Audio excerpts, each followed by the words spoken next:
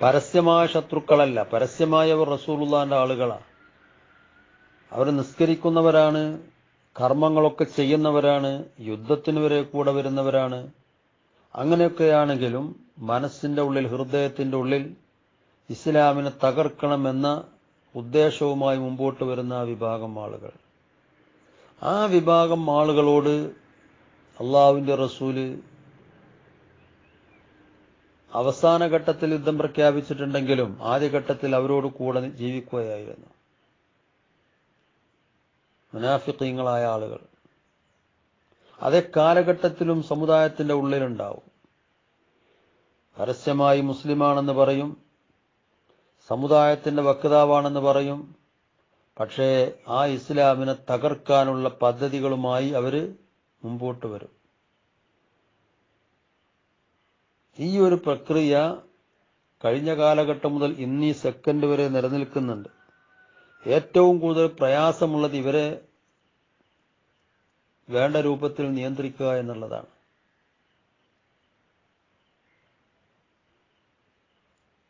നമുക്കറിയാം,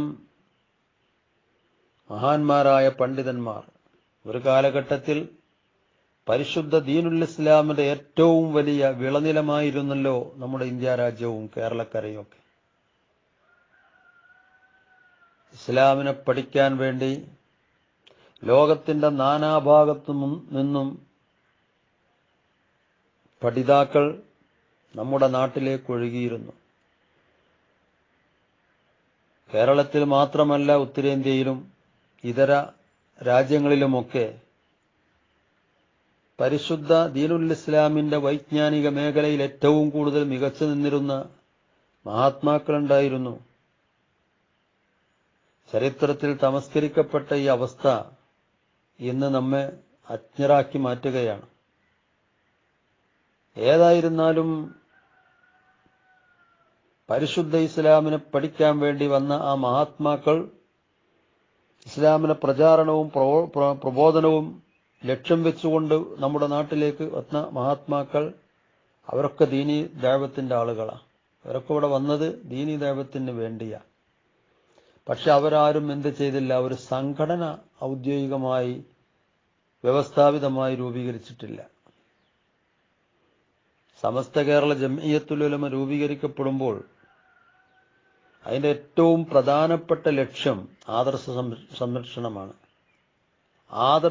ആദർശ സംരക്ഷണത്തിന് ആദ്യമായി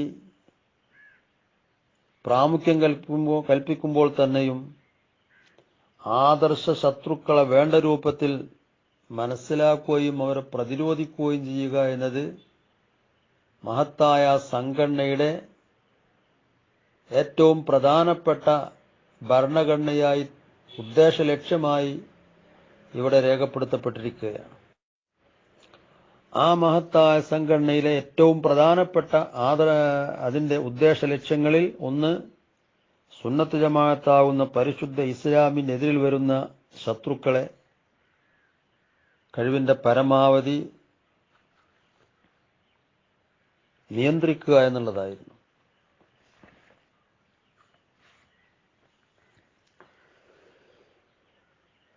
അതിന് കാരണം എന്താണ്? അവർ പ്രതിരോധിക്കൽ നടന്നിട്ടില്ല എങ്കിൽ, അവരെ വേണ്ട രൂപത്തിൽ ഇരുത്തേണ്ടടുത്ത് ഇരുത്തിയില്ല എങ്കിൽ പരിശുദ്ധ ഇസ്ലാമി രാജ്യത്ത് അന്യമായി പോകും. അത് തന്റെ ഇടത്തോടുകൂടി ഉത്തരവാദിത്തത്തോട് മഹാന്മാരായ പണ്ഡിതന്മാരെ പ്രാവർത്തികമാക്കി ഇരിക്കട്ടെ.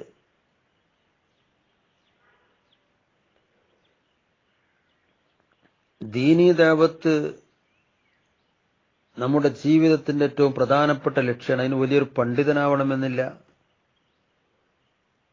മൻ റആ മിൻകും മുൻകറൻ ഫൽയുഗയ്യിർഹു ബിയദിഹി എന്നാണല്ലോ. നിങ്ങളുടെ കൂട്ടത്തിൽ ആരെങ്കിലും ഒരു തെറ്റ് കാണുകയാണെങ്കിൽ അതിനെ മാറ്റം വരുത്തണം, വ്യത്യാസപ്പെടുത്തണം,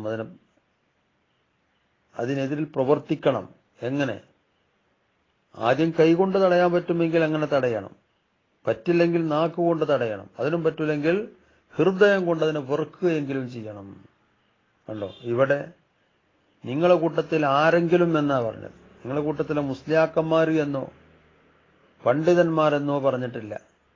എല്ലാവർക്കും തെറ്റാണ് എന്ന് ബോധ്യതമുള്ള മുഴുവൻ ആളുകളും ഈ മഹത്തായ ഈ നിർദ്ദേശത്തിന്റെ വരുതിയിൽ വരുന്നവരാണ്.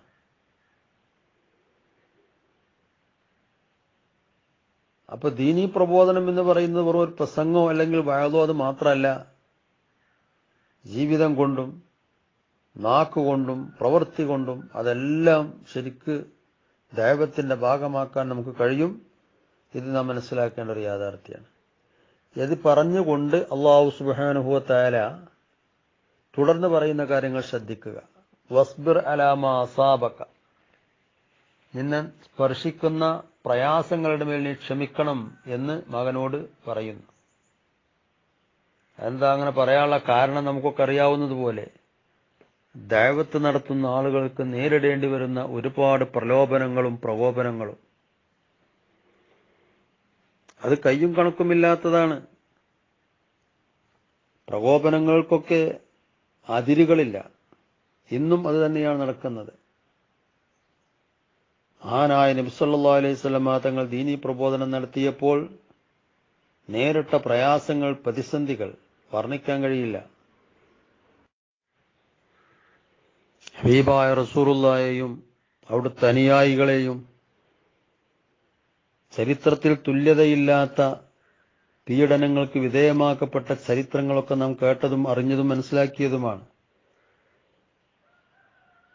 ബഹുമാനപ്പെട്ട സുമയ്യ ബീവി റളിയല്ലാഹു തആല അൻഹ ഒരു സ്ത്രീയാണ്, ഒരു തെറ്റും ചെയ്തിട്ടില്ല. പക്ഷേ അള്ളാഹുവിന്റെ ദീനിന്റെ വക്താവായി എന്ന കാരണത്തിനാൽ മക്ക മുശ്രിക്കീങ്ങൾ അവർ വസ്ത്രാക്ഷേപം ചെയ്ത് ഇരുമ്പിന്റെ ദണ്ട് കൊണ്ടുവന്ന് തന്റെ മുന്തുവാരത്തിലൂടെ കുത്തിക്കേറ്റി സാധാരണ പല്ലികളുടെ വാല് കടന്ന് കിടക്കുന്നത് പോലെ ആ കുന്തത്തിൽ കടന്ന് ബഹുമാനപ്പെട്ട മഹദി പടഞ്ഞ് മരിച്ച രംഗം. അതുപോലെ തന്നെ മഹാനായ ബിലാൽ റളിയല്ലാഹു തആല അൻഹു ഒരു തെറ്റും ചെയ്തിട്ടില്ല, നാട്ടിൽ പ്രശ്നങ്ങളുണ്ടാക്കിയില്ല,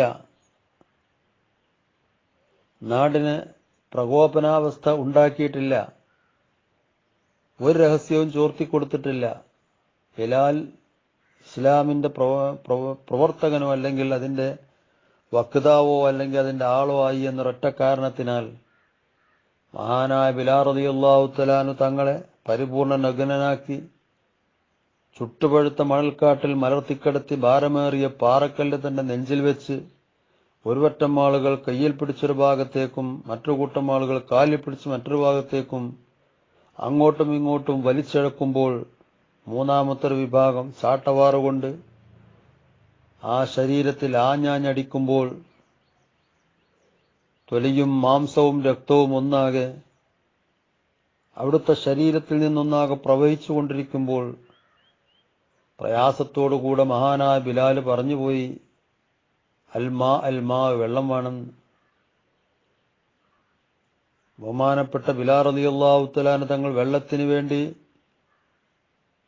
അപേക്ഷിച്ചപ്പോൾ അതൊരു രസകരമായ സംഭവമായി ഒരു കൈകൊട്ടിച്ചിരിച്ച് ആരോ അവിടുത്തെ മുഖത്തേക്ക് കാർക്കിച്ചു തുപ്പി.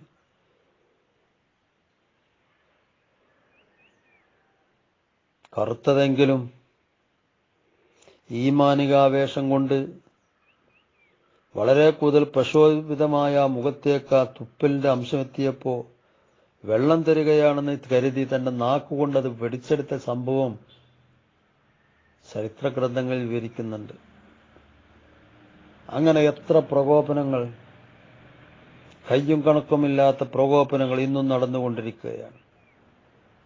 ഇത് ഫലപ്രദമല്ല എന്ന് മനസ്സിലാക്കിയ മക്ക മുശ്രിക്കീങ്ങൾ പിന്നെ ചെയ്ത പരിപാടി പ്രലോഭനങ്ങളുടെ മാർഗമാണ്.